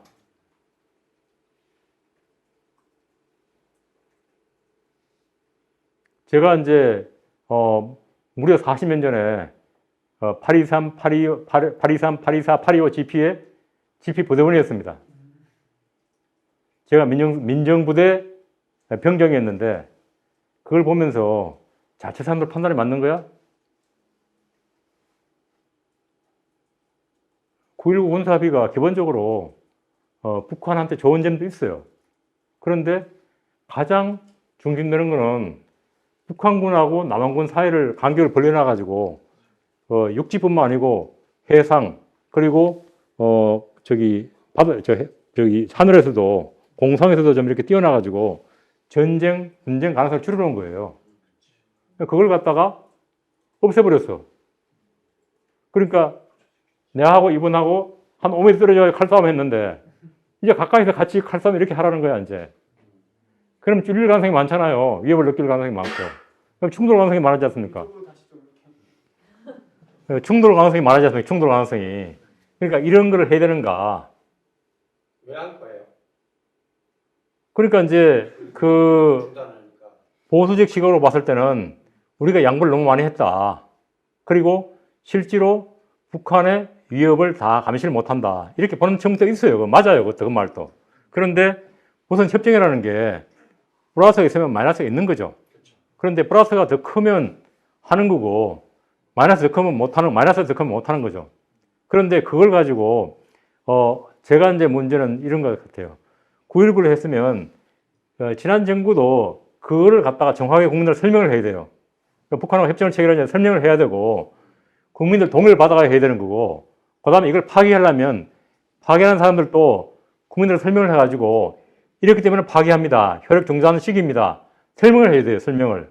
그런데 왜 지난 정부도 설명을 안 하고 지금 정부 설명을 안 합니까? 국민들의 생명에 중요한 영향을 미치는데 협정에 대해서 이 정부도 설명 안 하고 저 정부도 설명 안 하고 지들 마음대로 합니까? 이제 뭐 대변인 브리핑 같은 게 있긴 있었을 텐데 예. 대통령 정도가 나와서 직접 얘기를 해요. 아, 맞아요. 그래야 설명이 되죠. 맞아요. 그러니까 이제 제가 1989년 독일 유학 갔는데 그 당시에 독일 통일 때문에 여야 간에 굉장히 논쟁이 많았어요. 그래서 헬무트 콜이 직접 TV에 나와가지고 여러 번 설명했어요. 왜 지금 통일해야 됩니다. 그걸 갖다가 정말 귀에 알아듣도록 통일 설명을 했어요. 우리 대통령들은 왜 안 합니까? 그걸 갖다. 문재인 대통령이나 윤석열 대통령이나 다 같이 협정 체결한 사람이나 파기한 사람이나 당연히 국민들한테 나와가지고 조목조목 설명하고 질문도 듣고 그렇게 해야 되겠죠. 우리나라 그래야 우리나라가 제대로 된 나라고 민주국가가 민주화된 나라는 겁니다. 저는 여야 간에 다 같이 제발 다음 대통령 아마 앞으로 대통령들은 TV에 나와서 중요한 정책은 다 설명해라. 알아듣도록 설명하고 난 다음에 해라고 좀 강하게 주장을 합니다. 이상입니다. 첫째, 6.25 때, 많은 나라들이 조건 없이 우리를 지원했는데, 우리는 왜 그거 못하느냐. 예를 들면, 이제, 당시에 필리핀, 콜롬비아, 에티오피아, 터키, 이런 나라들이 우리 지원했죠. 별로 관계 없는데. 그런데 그 내부 사정을 보면요. 하나 설명하면, 터키는 왜 그러면 이제 군대를 파병했느냐. 당시 터키가, 터키라는 나라가 보면, 터키족 플러스 쿠르드족이죠, 그죠? 그런데 이제 터키가 쿠르드족 위주의 군대를 파병을 했어요. 그러면서 당시 왜 파견했느냐? 미국이 파견 조건으로 터키 지원을 내걸었어요. 터키의 군수 지원, 경제 지원을 내걸었습니다. 그래서 터키는 파병을 했고, 콜롬비아도 상당히 미국의 압력을 많이 받았어요. 그러니까 남미에 있는 나라 중에서 그나마 쓸만한 군대를 갖고 있는 나라가 콜롬비아였습니다. 그리고 태국, 필리핀 다 미국 영향권 안에 있었죠. 그래서 군대를 보낸 겁니다. 그러면 내부에 지금 현재 내부의 어떤 저는 잘 몰라서 그런데 내부에 어떤 합의가 있는 것이 아닐까. 이제 이런 지원 부분에서 우크라이나 지원에 관련돼서. 그러니까 이제 아까 전에 나온 이야기인데 전 세계에서 탄약이라든가 재래식 무기가 가장 많은 나라가 미국과 한국이라고 봅니다. 그러니까 서방권 중에서. 그러니까 이제 유럽 국가들, 영국, 프랑스, 독일 이런 나라들은 오랫동안 전쟁을 안 해봤잖아요. 그래가지고 비축된 탄약이라든가 대포라든가 이런 게 많이 없어요. 거의 한국은 현역이 55만에다가 예비군이 280만 명입니다. 그리고 한국은 국방부를 그러지 않고 포방부라고 그럴 정도로 굉장히 대포가 많은 나라입니다. 그러니까 포가 많으면 포 자체, 그러니까 이제 포탄을 쏘아 보낼 수 있는 포도 많고 포탄도 많이 비축이 되어 있겠죠. 그러니까 지금 당장 군사적 지원을 할 수 있는 나라 중에 대표적인 나라가 한국입니다. 그러니까 미국으로 봤을 때는 한국이 지원하면 좋겠죠. 그런데 한국에 이제 우리나라가 가지고 있는 정책이라든가 규정 이런 데다가 전쟁 중에 있는 나라한테는 지원하지 못하게 돼 있어요.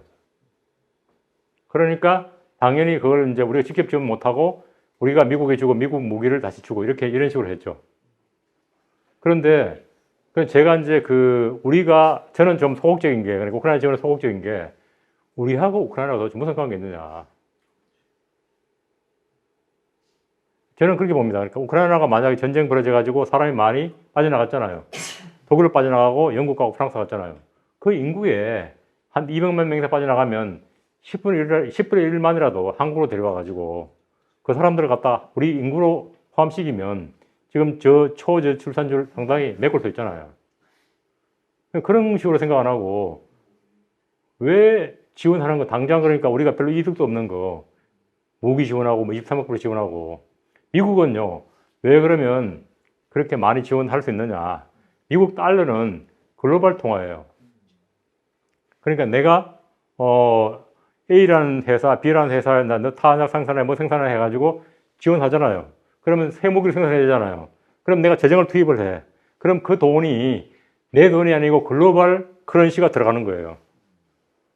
내 돈이 아니고 미국 돈, 일본 돈, 독일 돈, 한국 돈 다 들어가, 중국 돈 다 들어가는 거예요. 그러니까 별로 손해를 안 봐요. 오히려 그 지역에 펜실베니아에 아니면 플로리다에 이런 데 경제가 살아나요. 그러니까 미국하고 우리하고는 상당히 다르다는 겁니다. 우리 통화는 여기서만 사용돼요. 우리가 예를 들면 돈을 23억 달러 드리면 그게 우리나라한테 들어올 게 별로 없어요. 미국은 예를 들면 100억 달러를 준다? 그러면 한 80달러는 다시 들어오는 거예요. 그리고 경제가 되게 좋아져요. 그 스테이트에. 그렇기 때문에 미국은 지원할 수 있습니다. 그 다음에 이제 미국 대선 어떻게 될 것 같느냐. 우리가 처음에는 이제 뭐 바이든이 이긴다 그러다가 지금은 또 트럼프가 이긴다 그러는데 결국은 아마 트럼프가 법적인 제약이 어떻게 될 것인가.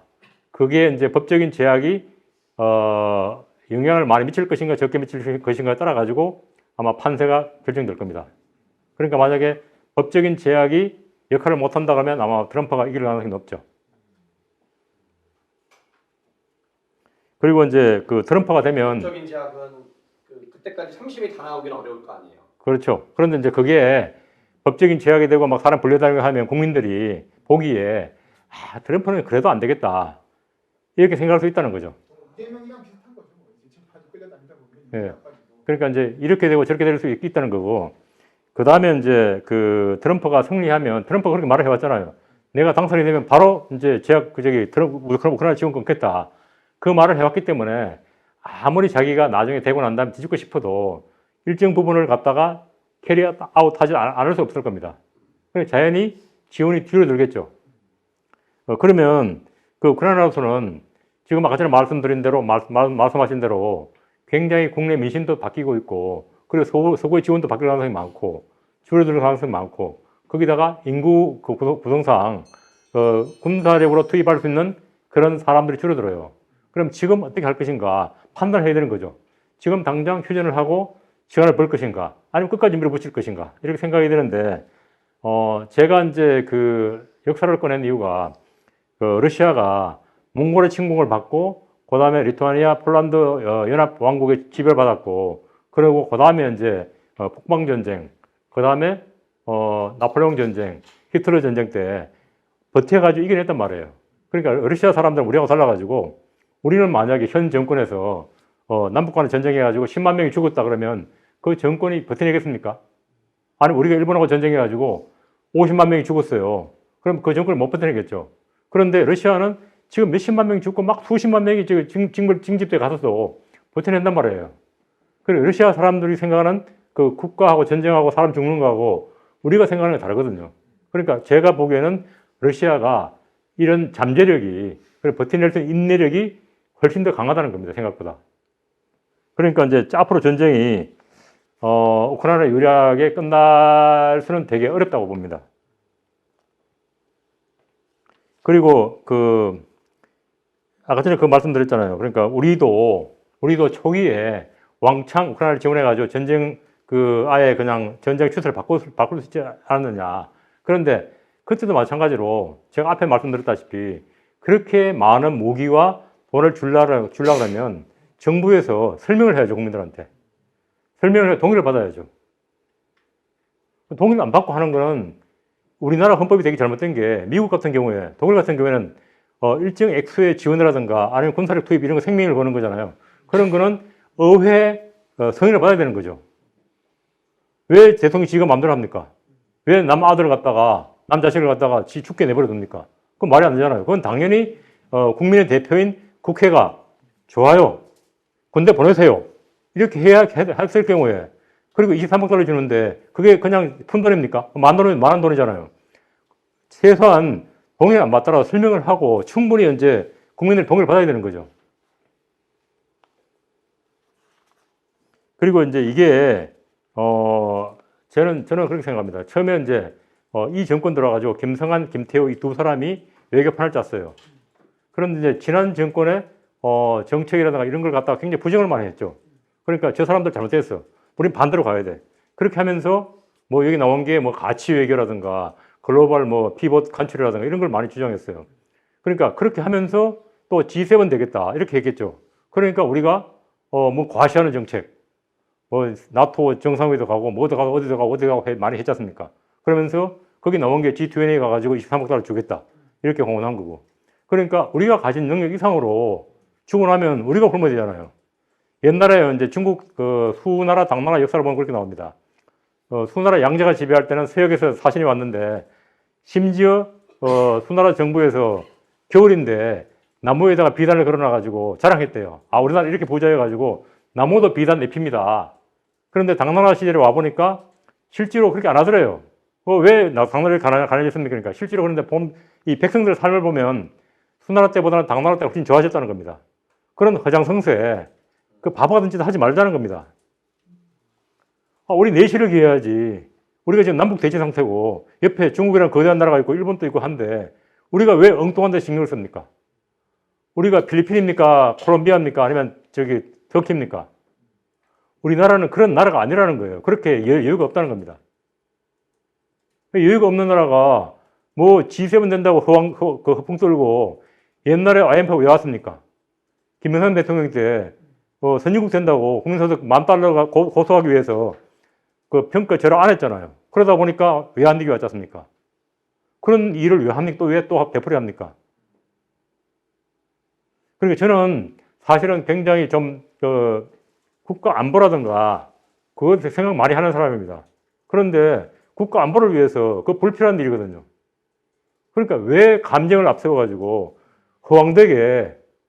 우리가 가진 이상 실력 이상으로 왜 베풀어 그럽니까? 우리가 뭐 자선 사업 국가입니까? 국가가 하는 행동에는 모든 게 자기 이익을 위해 하는 거예요. EDCF 원조도 자기 이익을 위해서 하는 겁니다. 내가 하나 원조하고 2개 받는 겁니다. 그러니까 왜 저 그러지 않습니까? 어른들이 애를 간질해 가지고 토해내게 만드는 거. 그게 EDCF예요. 우리가 그러니까 23억 달러 줘가지고 우리 희생해가지고 우크라이나 가서 뭘 얻죠? 우크라이나 산유국입니까? 뭐 아무것도 없어요. 뭐 밀하고 밀 해바라기 이런 것밖에 없어요. 예, 그런 나라에다가 우리가 왜 투자를 해야 되는 거죠? 그러니까 분명하게 전후 사업 하는데 우리가 3억 달러 투자하면 100억 달러 얻는다. 오케이. 가라는 거예요. 그럼 그게 아닌데. 그런 아무런 증거가 없고 확정이 없는데 그 무작정 갑니까? 만약에 삼성한테 너 23억 투자해가지고 돈 벌어와. 삼성이 계산 두들기겠죠. 그래 안 되는데요 하면 안 하겠죠. 그럼 국가가 그런 걸 왜 합니까? 뭘 위해서? 우리나라 체면을 위해서, 국위를 위해서?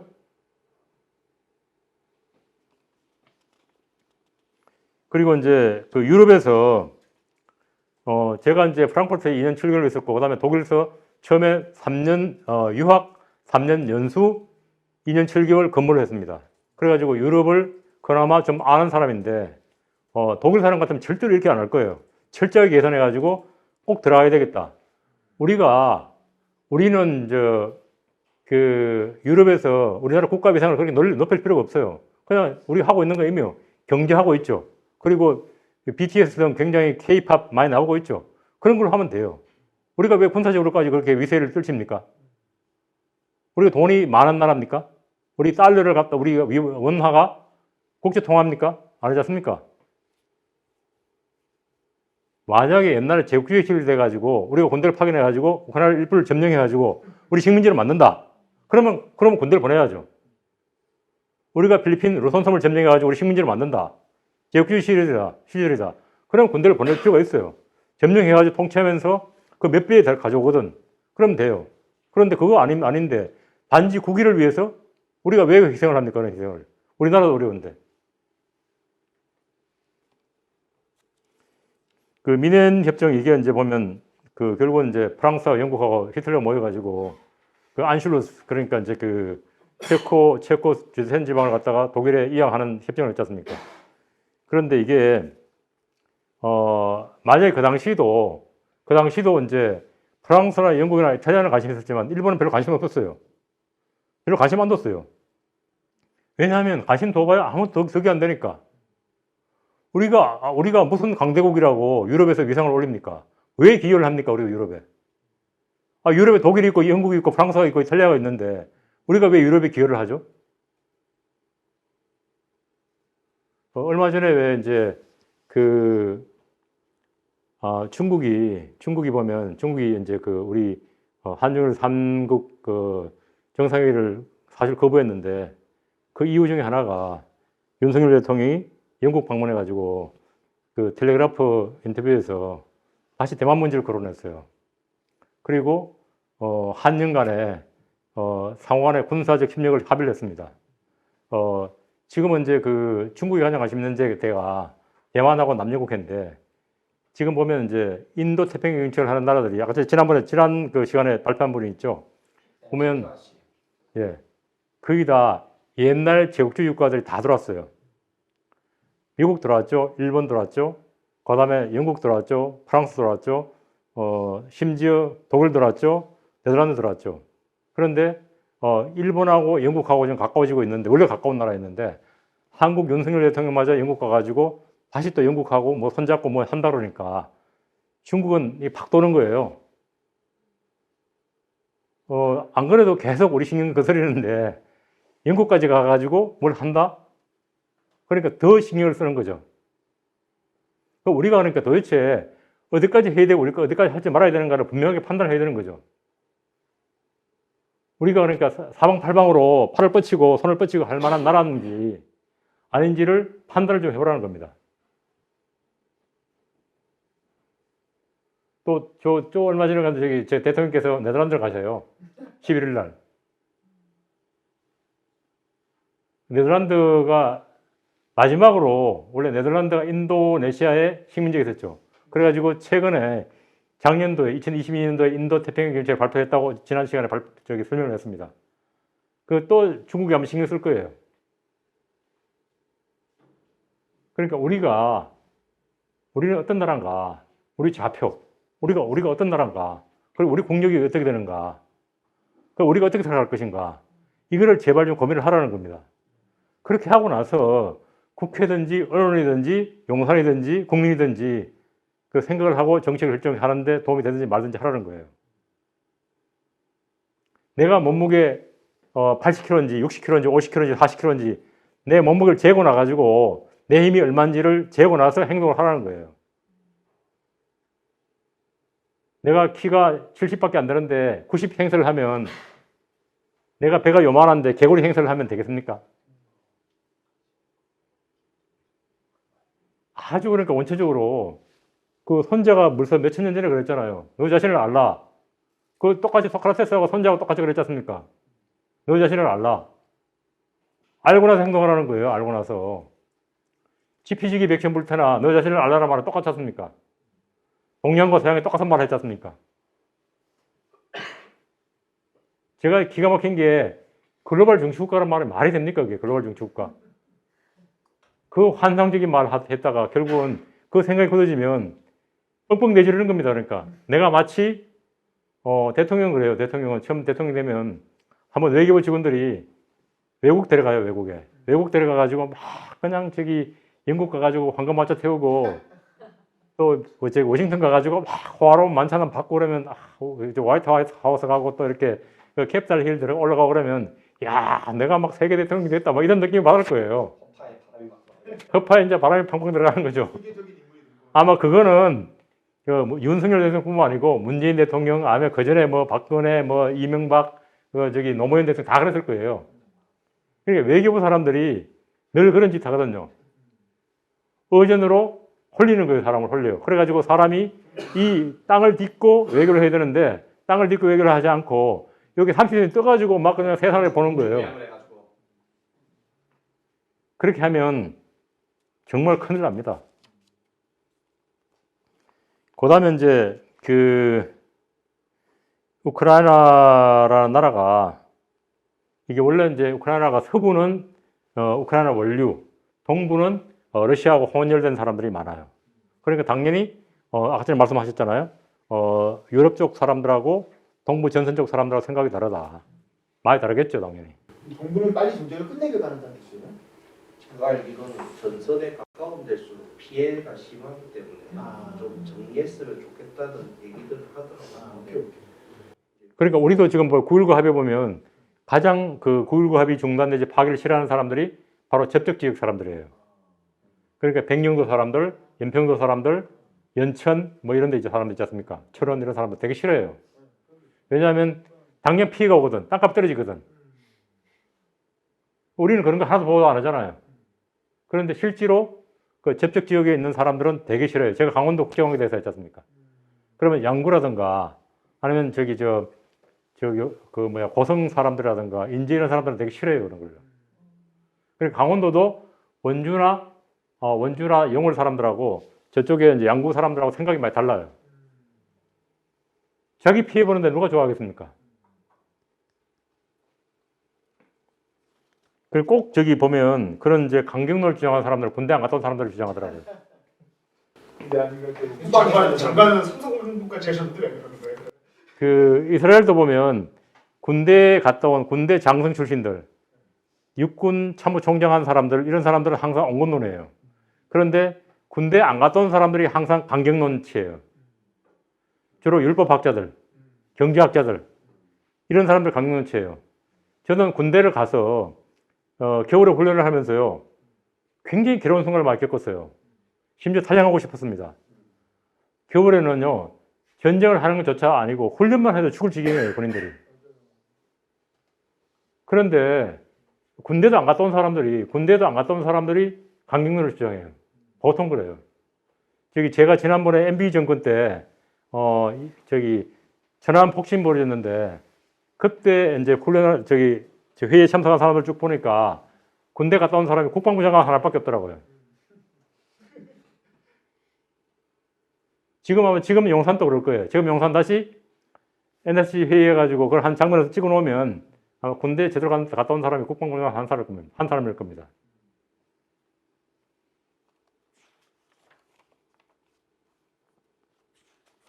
그 9.19 합의 이런 거 있잖아요. 이거는 남북간 간의 합의예요. 조약이 아닙니다. 협정이지, 협정. 그래, 우리는 헌법상에 북한을 나라로 인정 안 하잖아요. 북한도 우리를 나라로 인정 안 하고. 그래, 협정이죠. 국제적 조약하고는 아무 관계 없는 거예요. 그러니까 이게 만약에 이제 조약이면 국회에 합의를 해야 되는데, 국회에서 통과를 해야 되는데, 통과 안 시켰잖아요, 국회에서. 그냥 정부에서 알아가지고 일종의 행정협정으로 체결했잖아요. 그래서 앞으로는 이런 걸 갖다가 어떻게 할 것인가. 국회에서 일하는 분들이 검토를 해봐야 돼요. 그러니까 이제 국회에서 역할을 올리려면 조금 더 정부에 대한 통제를 좀 더 강화해야 된다는 겁니다. 그러니까 그 연구를 해가지고 외교 정책에 대해서 심지어 미국은 대사 임명 때도 다 공청회 하잖아요. 청문회 하잖아요. 우리는 주미대사, 주중대사, 주일대사 아무도 안 하잖아요. 제발 좀 해가지고 대통령 친구를 막 보내는 거는 좀 안 하도록 좀 해보십시오. 좋은 얘기. 청문회법을 바꿔야 됩니다. 그러니까 대통령 친구들이 여럿이가 있는데 대통령 친구 중에서 잘하는 사람도 있고 못하는 사람도 있어요. 그러니까 못하는 사람도 걸러내야 되니까 그렇게 청문회를 좀 해보십시오. 총리한만 한다는. 원래 옛날에 그 진보 제야 민주당 쪽에서 그 노태우 정부가 남북 합의체 했었잖아요. 그때 그거를 국회 비준을 되게 주장하는 운동을 했었거든요. 근데 정작 민주당이 집권할 때는 그걸 안 했네요. 듣고 보니까. 그러니까 MB가 이제 그런 말 한 적이 있습니다. MB가 내가 대통령 돼 보니까 국내 정치는 너무 어려운데 외교는 내가 상당히 이제 내 역할이 크더라. 왜냐하면 별로 국내법에 제약이 없더라. 유일하게 내 재미를 느낀 게 외교다. 그러니까 역대 모든 대통령이 외교에 재미를 느끼는 게 외국 갔다 오면 항상 인기가 올라가요. 지금 대통령은 좀 예외인데 거의 모든 대통령이 다 인기가 올라갔습니다. 그게 왜냐하면 국민들 잘 속기 때문에. 제가 DJ 대통령 때 유럽 순방하는데 이제 실무 책임자를 했어요. 그래가지고 이제 대통령의 이탈리아, 프랑스, 독일 순방에 따른 경제적 효과 해가지고 제가 이 숫자를 만들어가지고 올렸고 청와대 검토를 받아 발표를 했어요. 그러면 이제 실제로 얼마 들었는지 모르겠는데 하여튼 제가 만들었어요. 가전 아이들을 동원해가지고. 물론 효과가 있었겠죠, 일부는. 그런데 그만큼 많이 뻥튀기게 된다는 겁니다. 그리고 그걸 믿는 국민들은 야, 이번에 대통령께서 유럽 어디 방문했더니 수출 100억 달러 효과가 있었어. 그럼 신문에 나오지 않습니까? 조선일보 이만큼, 활자 이만큼 박아야 나와요. 그러면 이제 그 다음에 여론조사에 보면 대통령 지지도가 5% 올랐습니다. 이렇게 나오는 거죠. 그러니까 그런 좋은 사탕을 갖다가 대통령이 왜 안 빨겠습니까? 그리고 갔더니 그 황금마차 타는데. 사실은 이제 폴란드 이야기부터 먼저 좀 드려야 되는 게 우리가 실제로 폴란드 투자를 많이 하고 있잖아요. 그리고 무기 수출 많이 했고. 그런데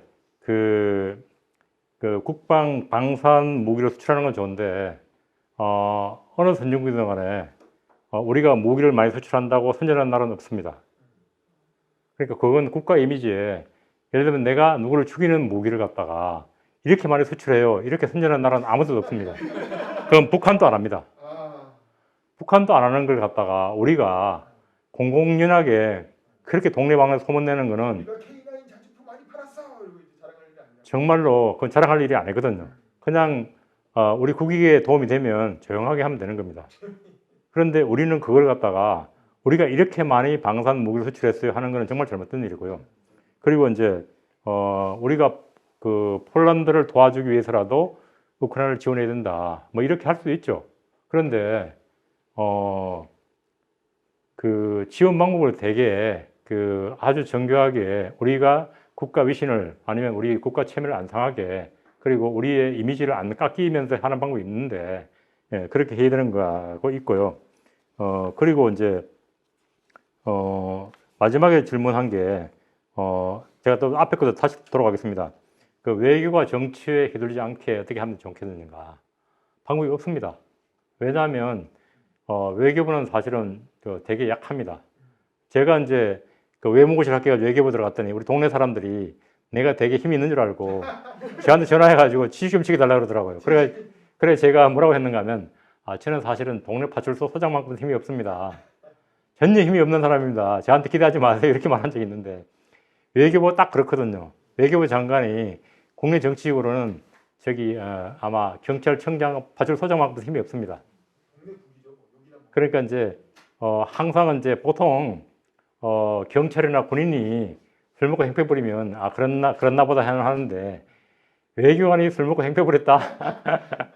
그러면 아마 언론에서 지금 이제 거의 이제 망종들이라고 소문날 겁니다. 그렇게 외교부가 보통 국민들이 그렇게 생각해요. 외교관들은 술 먹고 파티하고 놀고 이렇게만 생각하거든요. 실제로 제가 살아온 인생을 보면 맨날 그냥 12시간 일하고 진짜 힘들어가지고 살았는데 그런데 이제 국민들 생각에는 제 친구들도 그렇게 생각해요. 너는 맨날 포도주 마시고 와인 마시고 좋은 음식 먹고 살았잖냐 그러는데 전혀 아니니까. 전혀 아니거든요. 정말 아니거든요. 먹는 것도 일로 먹으면 맛없잖아요. 예, 맞습니다. 라면 먹는 게 좋습니다. 그리고 이제 전 세계가 권위주의 국가들하고 자유민주주의 국가들로 나눠져 가지고 우리는 어차피 미국하고 같이 가야 되고 그렇기 때문에 우리는 그렇게 우크라이나를 지원해야 되는 거 아니냐 그런 주장할 수 있어요. 그런데 보시면 우리 그래서 자유주의 대통령이 유행가 자유 그랬잖아요. 그런데 전 세계 보면 자유민주주의 국가가 몇 나라쯤 될 것 같아요. 예를 들면 이스라엘, 우리가 보기엔 이스라엘이 되게 민주주의 국가 같죠. 그런데 이스라엘이 민주주의 지수가 86입니다. 세계 86이. 상상이 안 가죠. 미국이 어떻습니까? 말로는 자유민주주의 국가 그러는데 실제로 미국이 1등급 민주주의 국가가 아닙니다. 그러니까 미국 정도의 자유민주주의 국가가 전 세계 30개국밖에 안 돼요. 그러니까 자유민주주의를 추구하는 나라는 30개국밖에 안 되는데 우리가 자유민주주의를 추구한다고 그렇게 선전해요, 우리가. 그러니까 이게 일종의 이념이거든요. 그리고 미션이에요, 미션. 그러니까 미션을 추구하는 나라는 미국 정도. 미국 정도가 우리는 자유민주주의를 설파한다. 우리는 선전한다. 그렇게 세계가 되기 바란다. 그런 나라들은 10나라도 안 돼요. 그리고 한 나라 정도, 두 나라 정도 이렇게밖에 안 되는 거지. 일본도 그렇게 안 합니다. 일본도 우린 자유민주주의 국가야. 그러니까 너희들 자유민주주의 해야 돼. 자유 한 나라는 없습니다. 그러니까 우리가 왜 엉뚱한 소리를 자꾸 하느냐는 거예요. 엉뚱한 소리를. 그리고 대통령께서 사우디아라비아하고 카타르하고 UAE 이런 나라 갔다 왔어요. 베트남도 갔다 왔어요. 그 나라들은 절대 왕정 국가입니다. 민주주의 국가 아닙니다. 베트남 공산주의 국가예요. 우리가 자유 그러면 그 나라들이 받아들입니까? 앞뒤가 안 맞지 않습니까? 앞뒤가. 왜 그런 앞뒤가 안 맞는 이야기를 자꾸 합니까? 그리고 글로벌 중추국가도 마찬가지. 제가 여러 번 말씀드렸지만 전혀 국가 실정하고 관계없잖아요. 우리나라 GDP가 세계 12위입니다. 미국이 몇 번을 몇이죠? 중국이 몇 번을 몇이죠? 미국의 19분의 1, 중국의 한 10분의 1밖에 안 돼요. 중국 사람들이 보기에는, 미국 사람들 보기에는 쟤들이 중추국가래. 웃기는 소리 하지 마 그럴 거 아니에요. 만약에 우리나라 와가지고 아프리카에 남아공이라든가 에티오피아가 우리는 아프리카의 중추국가예요. So what? 그럴 거 아니에요. 왜 그런 바보짓을 하느냐는 겁니다.